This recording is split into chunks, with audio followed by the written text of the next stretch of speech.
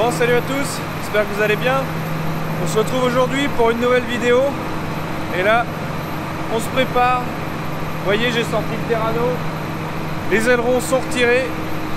On va aller préparer les terres à colza pour ensuite les semer. Allez, c'est parti.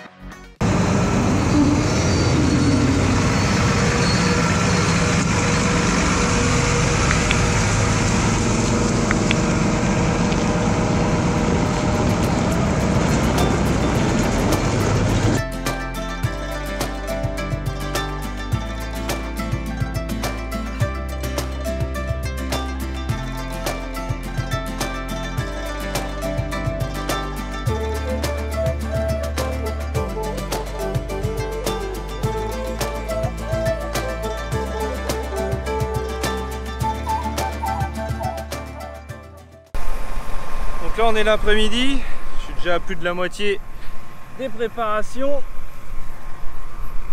Oula, ça va être lourd.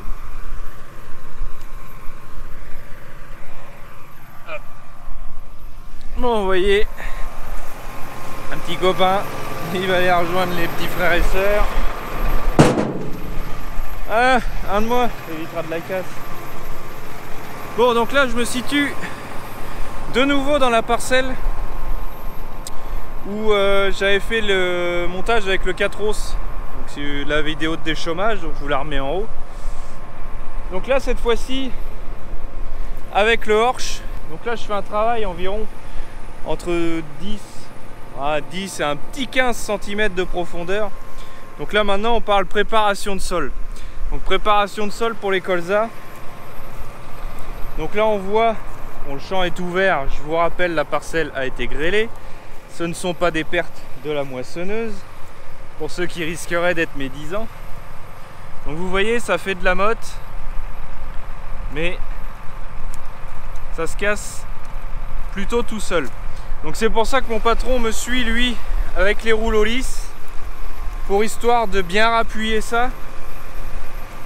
Éviter aussi que la fraîcheur du sol ne parte trop, casser les mottes en surface. Et puis bah après on va attaquer à semer ça, donc avec le 4 os, donc du semis à la volée. Donc là, bon, c'est un petit passage bref hein, sur la préparation.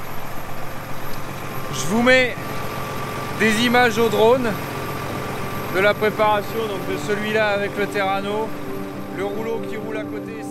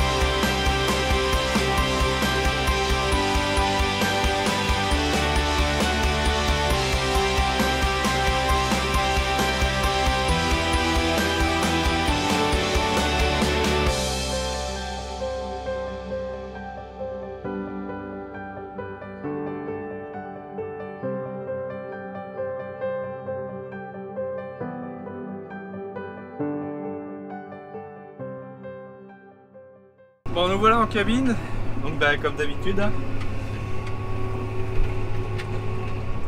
Tracteur toujours propre, carreau toujours propre. On va pas changer nos bonnes vieilles habitudes.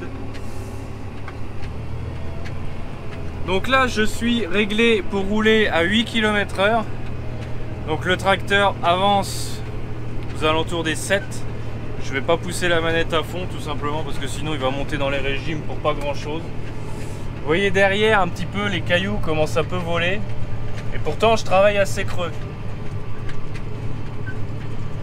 Donc vous voyez bien l'intérêt de la grille. C'est vraiment pour protéger la cabine du tracteur et bien évidemment le chauffeur. Parce que même si on pète le carreau, on se dit ouais bon on va continuer, c'est bon. Mais par contre après il n'y a plus de protection s'il y a un caillou qui part.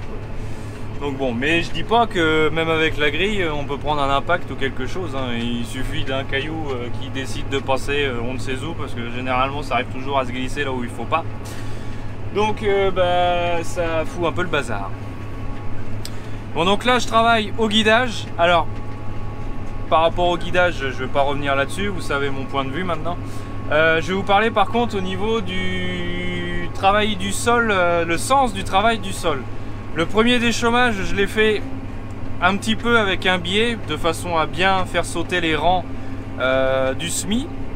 Et donc là le deuxième passage que je fais là c'est plus un passage de préparation de sol que déchômage, donc je le fais dans le sens du SMI.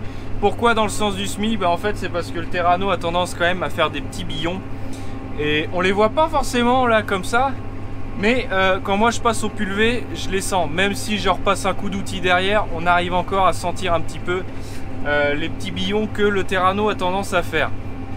Parce que bah là je vais à 7 km/h, je peux pas aller plus vite et j'irai pas plus vite sous peine de casser quelque chose, donc on va éviter. Donc voilà. Donc ensuite j'utilise toujours mon bouton d'e-tech. Donc là bah, vous voyez hop, l'e-tech comment c'est foutu. Donc le programme, donc là bouton numéro 1, donc numéro 1 vers l'avant, ça baisse le relevage, ça enclenche le distributeur numéro 3, celui qui baisse l'essieu, ça me met le pont avant. Bon le différentiel là je l'ai pas mis. Pareil vous voyez il est désactivé sur les deux programmes, et le programme numéro 2 bah, ça lève, ça coupe le différentiel, ça coupe le pont avant, donc les 4 roues motrices. Et puis ensuite eh ben, ça renvoie de l'huile pour lever l'essieu. Donc là on arrive en bout de champ, donc je vais vous montrer ça. Donc on arrive en bout de champ, je ralentis à peu près à la moitié là. Bon là c'est pour filmer. Un petit coup sur le bouton, tac. Donc vous voyez relevage qui se lève, essieu qui se baisse. Je fais ma manœuvre. Alors l'avantage avec cet outil c'est que la flèche est assez longue, donc on peut tourner comme vous le voyez à l'équerre complet. Et il n'y a pas de danger que la pointe, que le soc de la dent vienne taper dans le pneu parce qu'elle est sous le bâti. Je rappuie sur mon bouton de guidage, je rabaisse. Donc le relevage baisse en premier, l'essieu derrière. Je suis toujours à peine à la moitié. Je remets un petit peu de vitesse. Et puis voilà. Donc voilà, hein, c'est pas plus compliqué que ça pour conduire. Bien évidemment dans les bordures et tout ça, il y a un petit peu plus de manœuvre. Mais bon là, la parcelle, rien de bien compliqué, un rectangle, hein, des allers-retours. Et puis voilà, donc en forrière, donc nous ce qu'on appelle les forrières, les autres c'est les chinques, les brayers, enfin tout ce qu'on veut, il y a plein de termes. Les bords de champ, les bordures. Donc moi je fais 4 passages de Terrano. 4 passages, ça fait 20 mètres. Ce qui correspond avec l'automoteur qui lui fait 36 mètres, j'ai besoin de 18 mètres. Donc en fait comme ça je cale ma roue avant droite du pulvé, je la cale pile sur le bord du 4e passage de déchômeur ou de semoir quand je sème avec les herses rotatives. Et je sais que mon bout de rampe sera bien au bord du champ, bien aligné. Et puis comme ça pour la pulvérisation c'est nickel, on passe partout et puis ça fait du meilleur boulot. Donc ça c'est pareil, c'est des repères qu'on se fait avec la conduite.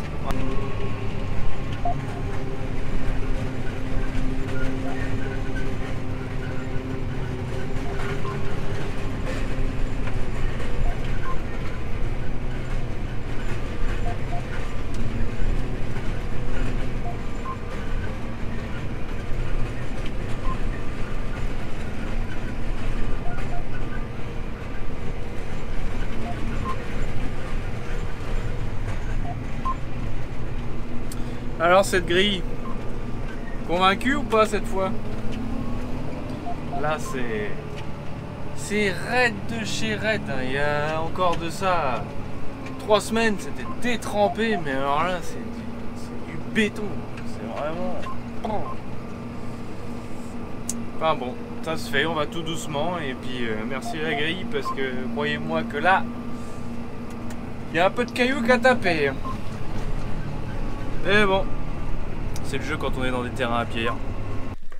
Voilà, donc les préparations de sol sont terminées. J'ai fini hier soir vers 9h30. Donc ben maintenant, on va prendre le loulou qui est là. Et puis, faut que j'y attelle la trémie frontale. Mais d'abord, il faut que, avant d'atteler tout ça, que je remette le tube sur le côté. Et puis, son support aussi sur la roue avant droite, enfin qui remonte sur le côté pour tenir le tube. Donc je vais atteler tout ça. Il faut aussi que je refasse du tuyau, ça va que j'en ai d'avance des neufs, donc il va y avoir un peu de boulot là-dessus. Donc le temps de préparer tout ça, à mon avis il y en a pour un petit moment. Donc je vais vous retrouver après, une fois que j'ai tout attelé.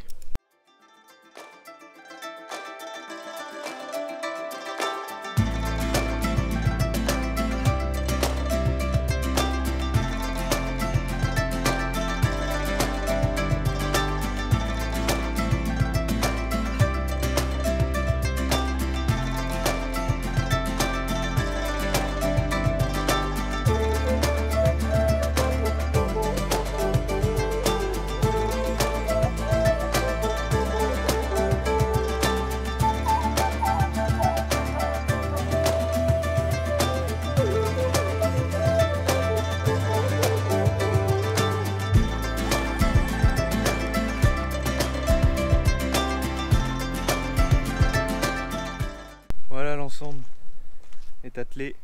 Donc la trémie frontale, l'Amazone 4 le tuyau de connexion. Et puis voilà. Donc là on va se retrouver au champ une fois que j'aurai tout réglé.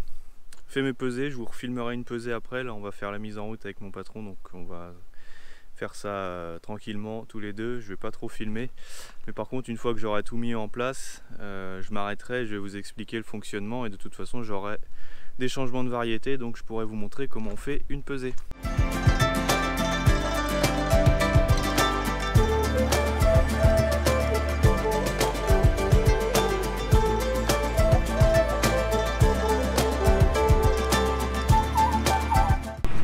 Allez, c'est la mise en route. Donc là, toujours mon panel d'écran. Ça y est, j'ai retrouvé mes petites habitudes de SMI. Vous pouvez voir à côté. Donc, toujours mon patron qui me suit avec les rouleaux lisses, ce qui permet de refermer tout de suite, garder le maximum d'humidité et de finir de casser un petit peu les mottes qu'il peut y avoir. Franchement là ça fait du super boulot. On a un rond qui est assez argileux, qui a quand même pas mal de mottes. Le 4 s'en brise déjà pas mal. Et le rouleau derrière fait la suite, c'est sûr, ça fait pas de la semoule, ça fait pas de la poudre, mais vu les conditions qu'on a pour semer cette année, malgré à la base des conditions humides pour la moisson, aujourd'hui on est reparti dans un climat sec, en croisant les doigts à ce qu'ils annoncent de la pluie ce week-end. Là aujourd'hui on est le 1er septembre. Donc on croise les doigts, ils annoncent un petit peu de pluie, donc on verra bien ce que ça donnera dans le futur. Il y aura de l'eau, il y aura de l'eau, il n'y aura pas d'eau, il n'y aura pas d'eau. Là c'est le pari qu'on s'est fait de semer maintenant. Beaucoup de voisins ont semé également. Il y en a certains qui ont semé beaucoup plus tôt et leurs colzas ont levé. Mais est-ce que s'il fait sec derrière, même s'ils sont piqués, est-ce que ça va suivre? Là est la question. On verra bien ce que la météo dira. Je vais vous expliquer comment je m'y prends pour tout ce qui est manœuvre et attaque de champ, etc. Je vais faire mes 4 passages. Donc 4 passages, ça correspond donc à 24 mètres. Hein, 6 x 4, 24. Et donc, comment, au troisième passage, entre le troisième et le quatrième, au milieu des deux, je vais arriver à 18 mètres. Donc en fait, ça sera mon repère pour faire le détourage après avec le pulvé pour pouvoir traiter toujours bien à ras au bord. C'est pour ça aussi que je préfère le faire en main et pas faire par le guidage. Bon, après c'est mon choix, hein. Je sais qu'on est venu me dire dans ma précédente vidéo de déchômage que le guidage, il y en a beaucoup, ils s'en servent pour les fourrières, ils font bien ce qu'ils veulent avec ça, mais moi c'est comme ça et ça sera pas autrement. Bon voilà, chacun sa façon de travailler. Là vous voyez le 4 qui sème tranquillement. Donc bah là vous voyez le tuyau il est bleu, donc là on a changé le tuyau en fait, le noir d'origine était complètement pété à chaque angle, donc mon patron en a racheté. Bon, il était transparent, donc bah il est rendu bleu avec le produit de traitement de semences. Mais tout ça on y reparlera quand on sera de retour au hangar pour faire une pesée, et puis je vous expliquerai tout ça à ce moment là. Là on va arriver à un demi-tour, donc vous allez voir un petit peu comment que ça se passe. Donc je lève un petit peu ma trémie, tac, vous avez entendu le bip, ça veut dire que le grain a arrêté de couler. Une fois arrivé en bout, je mets l'e-tech en route, donc ça me lève mon relevage et ça me baisse un petit peu le régime moteur. Ensuite je vais rechercher une ligne, tac. Une fois que la ligne est acquise, je redescends ma trémie frontale, on entend le double bip, ça veut dire que la semence est repartie. Et ensuite eh ben, je rebaisse avec l'e-tech. Et voilà, le tracteur a repris du régime moteur, le pont avant s'est réengagé et on est reparti. Donc en fait j'utilise pas l'e-tech pour la trémie frontale, tout simplement parce que bah, c'est trop brusque en fait, c'est trop brusque. Quand ça va tomber, la trémie à chaque fois elle tombe de son poids. Bon là elle est vide, mais bon, c'est pas pareil qu'avec le 7260, maintenant que je peux semer avec celui-là aussi. Mais je préfère avoir la main mise dessus, étant donné que là on roule à 9,5 km/h, donc 9,5-10. Ça fait, en termes de consommation, pour le SMI, on est aux alentours des... On va regarder ça tout de suite. Je sais pas si vous allez voir à l'écran, mais au pire je vais vous le lire. Ça fait aux alentours de 3,8 litres à l'hectare. Vous voyez, consommation, il n'y a quasiment rien. C'est pour ça qu'on se permet aussi de faire un passage de rouleau supplémentaire, ainsi de suite. Mais bon, le passage de rouleau, il est quand même indispensable. Surtout encore cette année. Décidément, il y a toujours un truc pour embêter le monde, mais bon, c'est comme ça, c'est le climat. Donc une moyenne de consommation de 3,8 litres. Une moyenne à l'hectare à l'heure de 5,7 hectares. Donc ça fait environ, comme je suis en dessous des 10 km/h, bah, ça fait un petit peu moins de 6 hectares à l'heure. Mais bon, ça paraît logique les 5,7 car il y a les manœuvres et tout ce qui s'ensuit, donc voire même on va descendre un petit 5,5 je pense. Voilà. Donc en termes consommation, voilà. Donc ensuite, installation en cabine, bah, le GPS, le boîtier du semoir, je vous le réexpliquerai de toute façon dans diverses vidéos. Les caméras, donc caméra actuellement dans la caisse pour voir un petit peu le niveau qu'il me reste. La tablette est revenue pour faire les enregistrements parcellaires. Puis le téléphone, hein, toujours fidèle au poste. Hein. Aujourd'hui, sans téléphone, on fait plus rien. Voilà, donc maintenant, on va se retrouver, je pense, demain matin au hangar pour faire la pesée de la prochaine semence. Nous voilà le lendemain.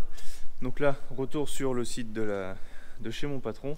Je viens de faire les réglages du semoir. Donc pour le coup, trémie frontale. Donc tous les organes pour régler le dosage se passe à l'avant. J'entre dans le boîtier en cabine la quantité que je veux semer. Ensuite, il va m'indiquer un réglage ici avec la petite réglette pour ouvrir la trappe. Ensuite, mettre le petit sachet pour faire l'essai.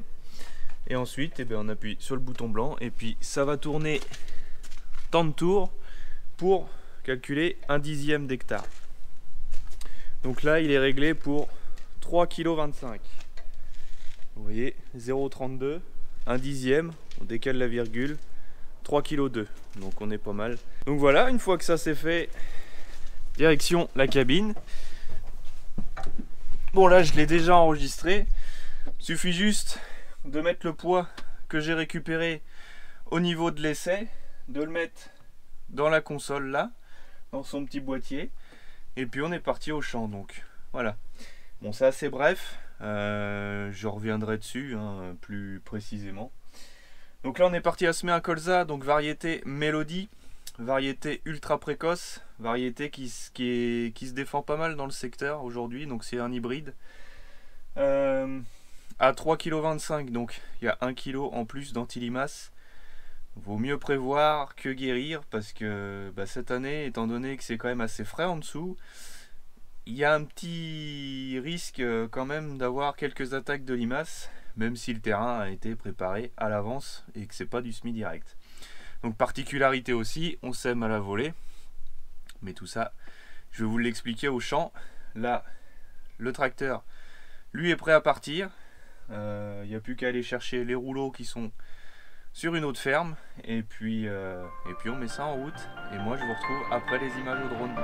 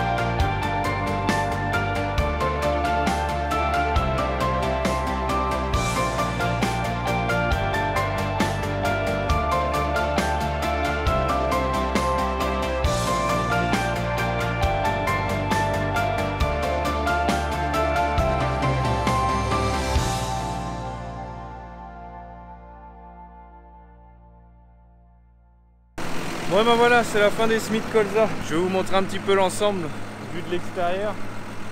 Donc la trémie frontale.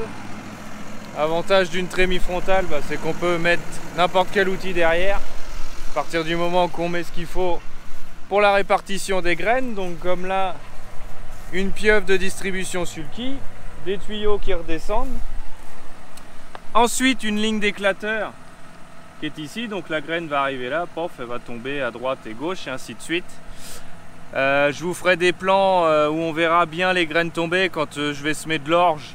Parce que je pense que je vais en semer un petit peu avec. Ça se peut que j'en sème plus au combiné cette année qu'avec ça.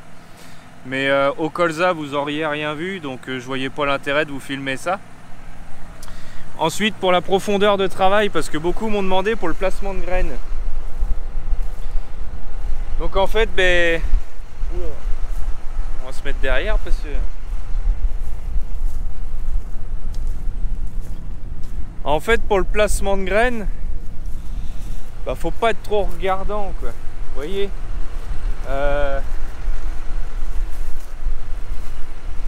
donc la semence tombe devant, est répartie au sol, donc c'est pour ça qu'il faut une préparation bien plane devant, d'où le fait de repasser le rouleau aussi derrière le horche. Ça permet de bien faire un lit bien plat. Et ensuite, bah, avec les disques, vous voyez, ils sont vraiment à fleur. Moi j'arrive à les tourner à la main, ça veut dire que ça va vraiment pas profond, c'est juste histoire de foisonner un petit peu de terre, de mélanger un petit peu et hop, tout de suite de recouvrir.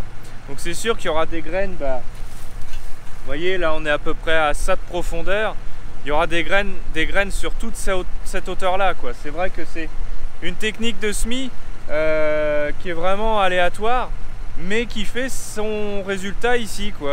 On a fait des essais la première campagne qu'on l'a eu, on a semé avec ça et à côté au combiné. Pas grand écart de rendement, voire même quasi zéro. Le souci de la herse rotative, étant donné que là on est sur du chaume de blé, et bien aussi la rotative aura tendance à remonter la paille en surface et à nous faire un lit de paille sur le dessus, ce qui va favoriser aussi les attaques de limaces. Parce que cette année j'ai mis un petit peu d'anti-limaces.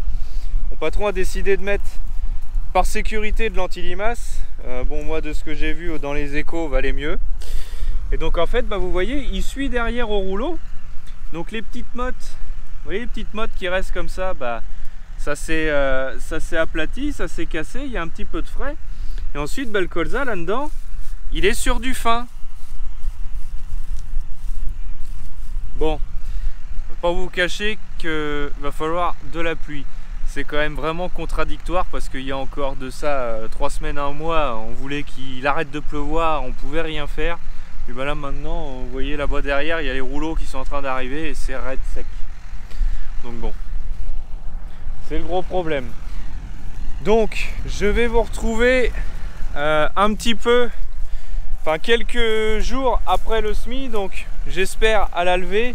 Parce que de toute façon là on est le 2 septembre, la vidéo va pas sortir tout de suite, donc je pense que j'aurai le temps de revenir dans le champ, vous faire quelques images de la levée et qu'on reparle de la levée à ce moment là. Voilà, donc on se retrouvera plusieurs jours après le semis. Allez, on se retrouve 2 semaines jour pour jour après le semis. Donc je voulais vous montrer un petit peu la levée, mais on a pris 20 mm que depuis hier. On a eu la chance que ça passe chez nous, la bande. Mais par contre on voit quelques pieds qui commencent à lever. Je vais vous le montrer.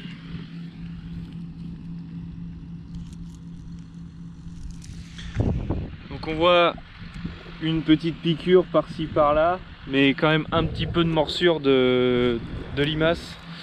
Donc il va pas falloir traîner à faire un anti-limace de ce que je peux voir. Bon, après ça a été semé dans des conditions ultra sèches. Il n'y a pas eu d'eau depuis, il y a eu 3 mm, donc ça a à peine mouillé le dessus. Là l'eau va vraiment descendre. Et puis normalement on devrait avoir une belle levée. Donc cette année, ce que je vais essayer de vous faire, c'est un peu de suivi de culture. Je vais tenter. Ça va pas être des trucs parfaits, hein. Je suis pas ingénieur agronome non plus. Je vais expliquer avec mes mots, vous montrer un petit peu les évolutions des cultures en fonction des types de semis qu'on a sur l'exploitation. Et puis là vous voyez, donc là il devait y avoir quelques grains en surface qui ont eu le droit à de l'humidité lors des premières pluies, mais techniquement le colza devrait être comme ça partout, mais étant donné qu'il a fait rudement sec, Et ça n'a pas encore levé, mais de ce que je vois, le peu qui est levé, c'est quand même bouffé quoi. Donc là non, va pas falloir perdre de temps. Là vous voyez un petit rond là, tiens, bien caractéristique. Donc un pied par-ci par-là, ça fera pas plus épais. Vous voyez des petits pieds qui commencent à arriver petit à petit. Je sais pas si à la caméra on va s'en rendre compte, mais bon, ça va vous donner déjà un petit avant-goût de la levée. Mais il va pas falloir qu'on se loupe sur l'anti-limace. Donc là il y a déjà eu un désherbage de fait, donc pour les graminées et les dicotes. Donc graminées, tout ce qui ressemble à ce qui est herbe, hein. Et puis graminées, on va dire chardon. Ce que vous voyez le plus, c'est du chardon quoi. Voilà. Bon on va arriver à la fin de la vidéo. J'aurais bien aimé vous faire un peu plus de détails sur la belle levée, mais le souci c'est que il n'y a pas eu d'eau, donc il y a eu de l'eau que hier. Donc le temps que la terre s'imbibe, que la graine absorbe ce qu'il lui faut, puis hop qu'elle démarre, il va se passer un petit peu de temps. Donc ce que je ferai, je ferai des retours on fera des petits tours de plaine de temps à autre, peut-être un en fin d'année pour faire le tour de toutes les cultures. Et puis ainsi de suite quoi. Voilà. Donc n'oubliez pas de vous abonner, de liker, de partager, de commenter si vous avez des questions. J'essaierai d'y répondre au mieux comme d'habitude. Et puis je vous dis à dans 2 semaines, jeudi 18 h pour une prochaine vidéo. Allez, salut!